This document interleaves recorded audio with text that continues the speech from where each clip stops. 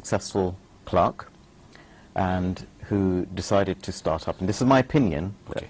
this is not This is your understanding so far. my understanding, based on my research, was that he thought that religion would be a good line of work to go into.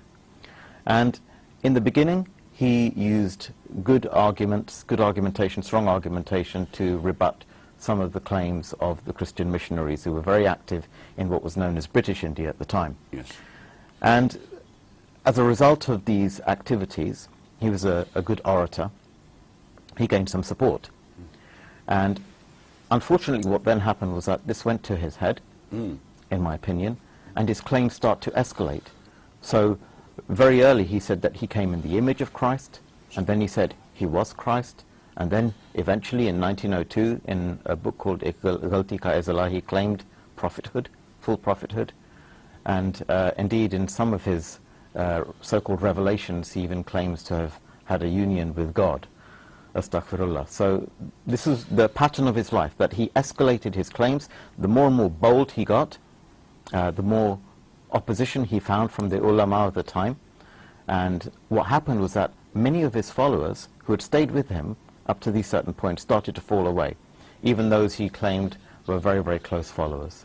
So this is how Qadianism got established, and it got established through the work of one man alone, Mirza Ghulam Ahmad, with some of his followers, and then beyond that, obviously, his family continued to... Some people claim that he was backed by the British government as well. How far is that truth? This is one of the first things that I wanted to research quite seriously. There's a lot of literature available, but nothing that definitively proves that Mirza Ghulam Ahmad was an agent of the British. I'm very reluctant to say that he was an agent of the British. What I can say is that he was hugely fawning of Queen Victoria. He loved Queen Victoria, he loved the Raj, he loved the stability and the security that the British government provided his movement. In fact, he made it very clear that had his movement sprung up in a Muslim country, it would not have survived. And it was as a result of the sheltering of the British that his community, God forbid that I should use these terms, but this is what it was, his community was allowed to spread like a cancer, unchecked in the Muslim Ummah at the time. Why? Because he was allowed the religious freedom to spread heretical ideas. So, although I don't believe he was a British agent, he proved very useful to the British. He did get support and security from the British government at that time of India. Obviously, without the protection of the British, Yes. his movement would never have flourished. Okay. We're going to come back to the claims that he has made. We've got a very short time now. We're going to go for a little break, inshallah. When we come back and we start from there, anything else you want to add to what you've just said regarding how he started, this movement started? Well, the movement started, I think, as a result of people's gullibility and willingness to believe in some of his claims. Well, most of his followers, they were illiterate people, or were there any people? No, there were some very literate people. In fact, when we consider cults, we find that a lot of its most sincere followers are the most educated. It does happen. For example, look at Scientology. Tom Cruise is a very literate man, but he's a proponent of Scientology, and you'll find many people who are taken in by Scientology. And the same thing happened with Ahmadiyya. People who have a problem with their faith, or some kind of questioning that they can't resolve, but nonetheless are hugely intelligent, are taken in by charismatic cult leaders. And this happened with the Ahmadiyya. And you find that people like Muhammad Ali, for example, Hakim Nuruddin, who were very, very smart people, got taken in by this man, or willingly submitted themselves to this movement in order to push it. Of course, Maulvi Muhammad Ali later left and claimed that Mirza Ghulam Ahmad never claimed prophethood, which in itself is a dubious claim in its own right. They do lie as well once you get closer to them, because I've had an experience myself. I went into one of their meetings, it was many years ago, because a friend of mine was interested in getting married from the Qadianism, because he was offered a marriage and a business and a lot of support, which I think, do they do that? Do they support and offer marriages to those who are non-Qadianis to bring them into the cult? I can't speak about specific cases. What I can say is that they use the asylum laws to their benefit very frequently. I also know that there are people who do some cab work and other work without declaring it, whilst claiming sickness benefit and income support and that sort of thing. There's a lot of that type of fraud that goes on. And although I don't have direct proof, I'm pretty certain that there are financial incentives for some people.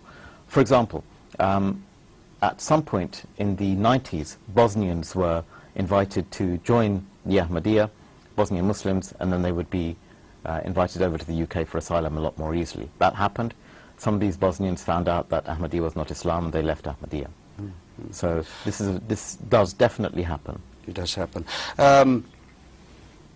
What about in what we hear that they have a close link with Israel as well? Is that true? I mean, they have the freedom to move about, and they have the freedom to preach their whatever they preach. Is that true? It's true. The Ahmadiyya, the Qadianis, have as part of their faith the belief that whichever is their host country, they will be entirely subservient to. I don't just mean operate within its democratic boundaries, as Muslims do in this country. I mean complete subservience, which is not required in a democracy, as you know. We're allowed to voice our disagreement with our leadership, and we frequently do, as long as we stay within the bounds of the law. Their approach is complete subservience in order to win favor, in order to continue their mission to divide the Ummah. And yes, they do have a center in Israel, in Kababir. They don't have many people in that mission. They have several hundred, maybe 1,000 maximum. They transmit from their satellite channel there. And it'd be interesting to find out where the funding for a satellite channel from Israel is coming from.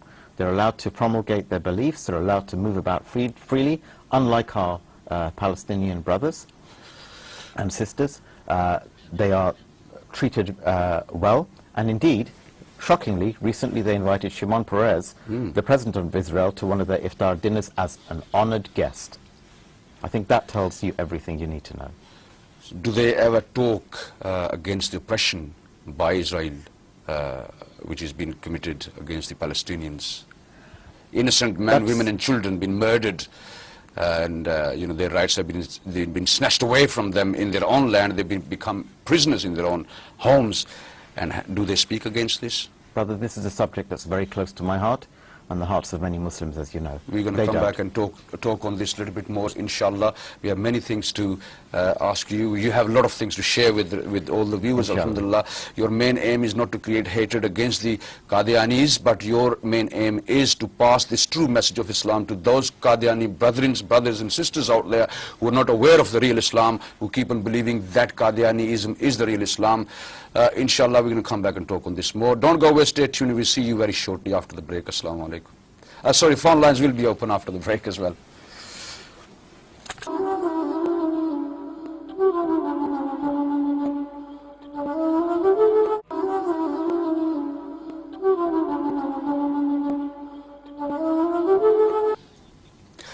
Assalamu alaikum and welcome back, viewers. Welcome to Good Morning with Iqra on Iqra TV. I'm your host and presenter, Riazuddin Ahmed. Welcome to the Wednesday's edition, as I said in the beginning of the program as well. But just in case you missed the first segment, let me remind you again, I've been promising you that I will bring you a person who is ex-Qadiani. Now, alhamdulillah, he is a Muslim. He accepted Islam in 2004 and is working very hard, giving da'wah to the rest of the Qadiani brethren around the world, starting from his own family, alhamdulillah.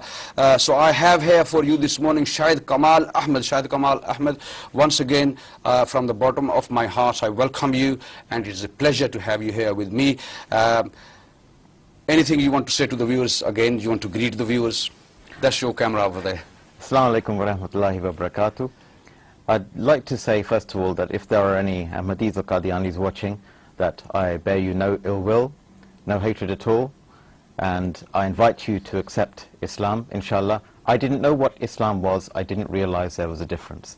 And I invite you to accept Islam. There is no such thing as a real Islam. There is just Islam, the deen that was given to us and finalized with the advent of Rasulullah sallallahu alaihi wasallam and with the Quran. 1400 years ago, our deen was complete. I invite you to accept that beautiful deen.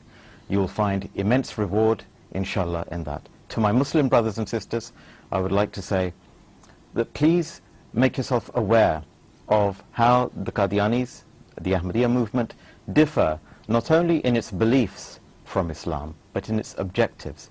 One of its objectives, sadly in my opinion, is to cause division and strife, and this it occasionally, much to our regret, it achieves. So I would like you, inshallah, to raise your awareness so that you know what you're up against when you speak to such people.